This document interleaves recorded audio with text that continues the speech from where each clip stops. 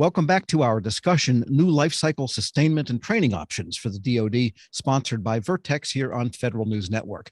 My guest today is Ed Boyington. He's the president and CEO of Vertex. Ed, good to have you with us. Good to be with you, Tom. Thank you. And we're speaking at a time when the sustainment and the modernization needs of the military are pretty acute across all of their platforms as they transition to near-peer competition and all the rest of the doctrinal changes.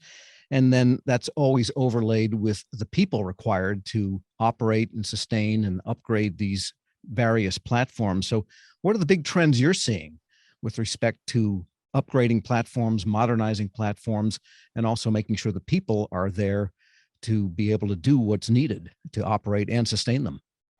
Yeah, that's a great question. And yeah, we're seeing across the board. I don't think it's unique to DoD, but it certainly is a challenge on the training side, is just getting highly qualified people, particularly in the business we're in, where we've got the civilian workforce doing contract logistics support and engineering and those kinds of things. That talent challenge is even more acute than it has been in the past. And you lump that in with the pressures, downward pressures on the budget that we're going to see over the years. And that always drives a need for taking some of the legacy platforms and extending those platforms and upgrading those platforms to keep them relevant as we go forward. So in both cases, we're certainly seeing some downward pressure and some challenges. And it's probably fair to say that these systems are way more complex than perhaps the average cat realizes. In one way, they're mechanically very difficult. I mean, just say the bomb release system on the bottom wing of an airplane, for example, lots of moving parts. But increasingly, these programs are being controlled by software. And so you have really hardware and software requirements that both have to be kept up to date and people trained on them. So how does that all interact? Yeah, you're exactly right. As a matter of fact, more and more of the software piece is the piece that it gives you the flexibility, but also the complexity for upgrades, and that's a challenge as well. So for us, certainly with the latest acquisition that we made, the piece of Raytheon that we just acquired, we have the skill sets now to really engage on that. They have some great products there. And a lot of those products are upgrading legacy systems, either displays or the software itself. Some federated, which means it doesn't go through some of the complex computers and allows you to upgrade without having to do full qualifications. But in general, you're exactly right. The challenge is there, but even the radios today are more software driven than they are hardware driven. Yeah. So maybe talk about some of the training requirements that you're seeing. Yeah. What are people demanding in terms of, what are your customers demanding in terms of what they need to keep their people up to speed? Sure. Biggest challenges now, obviously, is we've got an aging workforce across the board. That's no news to anybody. And with that, the exit of the aging workforce, and then the new people that we are attracting into the business, much more technology oriented in some respects. How you train those people, how you close the gap between the legacy of some of the older people that are moving out of the business now, and those young people that are coming in, and keeping them engaged and challenged. And at the same time, how do you have that knowledge transfer where you can really drive that knowledge transfer down and have somebody, a skilled artisan, in a much shorter interval, if you will, as you go forward. So the biggest challenge, I think, across our customers out there now, and even internally for us, is you're going to have a limited amount of manpower, probably more challenge than we've had in the past. And if you're going to have a limited amount of manpower, the last thing you want to do is have them tied up in training. So a lot of the legacy training classroom approaches to things, where you had people in training for months to get to move up in skill sets, that's just not acceptable, because that ties them up and gets them off task. So how do we do a blend of classroom, virtual, that kind of approach to compress the amount of time that the training is available, or the training is presented, and at the same time make it quality training and get people back on task again. So the shortage of manpower drives us to really compress the time that you're off task and training. And then how do you do that?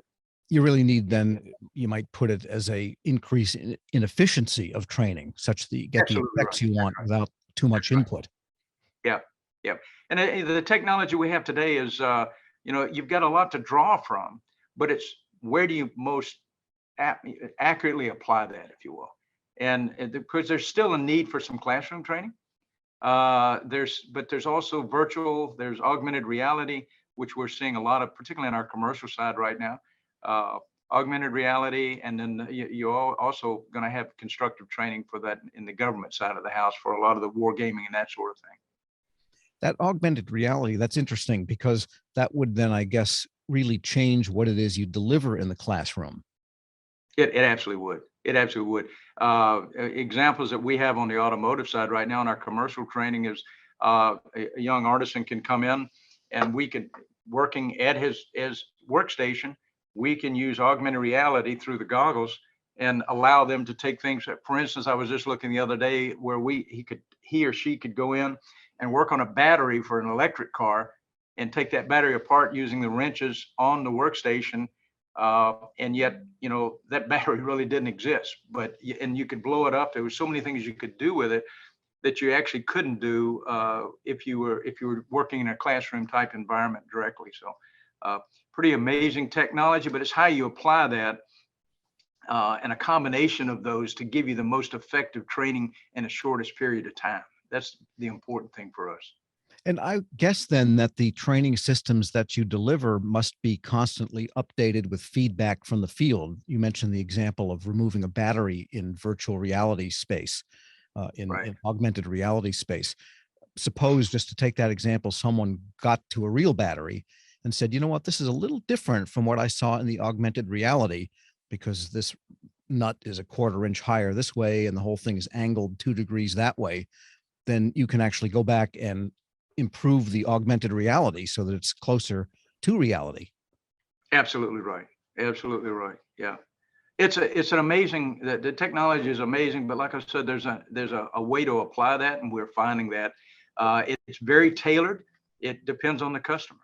In the defense and the aviation business, those things that are high consequence uh, training environments where lives depend on it, or high consequence in the automotive industry where you're working on batteries now, and those batteries can have consequences of their own from a safety standpoint when you're working on them as well. Certainly, if somebody like me is working on it, I guarantee it'll be a problem. Sure. And you mentioned, that idea of the generational change that's happening and the need to transfer information, but the newer generation also learns in a different way too, doesn't it? And so it may be more interactive, it may be more feedback. Years ago you would teach someone how to take apart their M14 and put it back together, and it was my way or the highway. And when you can do it in 5 seconds, you're good to go. That's not how it Right. works with people today, though, is it? It does not. Absolutely right. The young men and women that are coming into the workforce now, whether it's on the DoD side or whether it's on the commercial side, they're very astute as far as technology. That's what they look for, and they pick it up very quickly. And that's what's really encouraging. Quite frankly, it is, from a learning standpoint, they almost expect, the YouTube type approach to learning in many respects. I'm probably already showing my age by just using YouTube because we've moved well beyond that. But that's the way I look at it. I mean, I changed a bearing on the trailer the other day using my iPad and a YouTube. I'd never done one before. It worked great. Wheels still on the trailer. So but you hit it right on the head. The young people coming into the workforce today, if you're going to attract them, you've got to do it through technology and the challenge that they're comfortable with, if you will, and they're used to. And I imagine that also enables you to be more agile as a supplier in the sense of, you mentioned changing a bearing on your trailer or, some say in your car engine. We used to have Sure. shop manuals. And when that got out of date, you had to print a whole new shop manual, expensive, slow, cumbersome. People have to carry manuals into the hollows of tanks and different platforms. Whereas when it's virtual, not only is it wherever the person is with very lightweight needs, but it's also easily updated too, isn't it? It is, absolutely is. And as you mentioned, the technology is getting cheaper and cheaper for goggle technology, or sometimes a single lens on a pair of glasses. for data to be able to call that up. The other thing that's somewhat evolutionary, maybe revolutionary, is the fact that if you've got somebody with a tremendous amount of experience, but there's only so many of them, you can centralize that and then have them on call, if you will, for multiple artisans that are out there in the field doing work where they've got questions and they're immediately available. And that's another piece of the technology now, that as we get better and better connectivity around the world, that's coming into play. Almost a Particularly, crowdsourcing approach. That's exactly right. Yeah, exactly right. Yeah. Okay, and I also wanted to ask you about the issue of the difference in roles of people that apply to a certain platform. Let's take an airplane in the Air Force, for example, or civilian agencies have a lot of aircraft too. You've got your operators, the people that sit in the left seat and the right seat and operate it, and then they are accompanied by a team of maintainers. And both of them have to deal with the upgrades, the modernizing that's going on to many, many platforms on the ground and in air and in space for that matter too. And what are the differences in training of operators versus sustainers, maintainers? They're part of the same team, but they have very different functions. Yeah, you're right. And first of all, the part of our business, our legacy business, was maintaining those aircraft and helicopters, fixed wing, for training. And that's a big part of our legacy business and continues to be a big part of our business. And so a couple of challenges for us. One of them is in the maintainers, again, aging workforce, and how do we train the young men and women that are coming out of A&P schools and upgrade, because in most of our cases, they're not entry level. They have to have experience. So how do we get that experience on the front end of it? On the pilot side, for actually across the services, there's a real shortfall in pilots right now, availability. And so that's a challenge for them on readiness. They're accelerating that through a lot of investment in VR and simulators and what used to be expensive, motion-based simulators. Now they're finding that with the technology and the speed of the computers that they can move a lot of that to displays and, again, the goggles, and actually do a lot of that training at home before you actually get in the airplane, so that it's when you're flying the airplane, it's more on task that has to be done in the airplane, as opposed to some of the housekeeping activities. So that piece of it, there's a lot of investment there. Where I see the investment lagging a bit, and where we're really focused right now, is on the maintenance side, both for us continuing to produce high quality maintainers in the field, and make sure that we keep that pipeline going and we can support our customers the way they're accustomed to high quality work, but not just for now, but in the future as we go forward. So a lot of work in that area now as well, leveraging a lot of things that are available from an operator, as you mentioned, from pilots, from weapon systems operators, a lot of that technology, but now flowing that down to the maintainers as well. And by the way, the old simulators, the big mechanical monsters, could produce some real sweat in someone in them. Oh, yeah.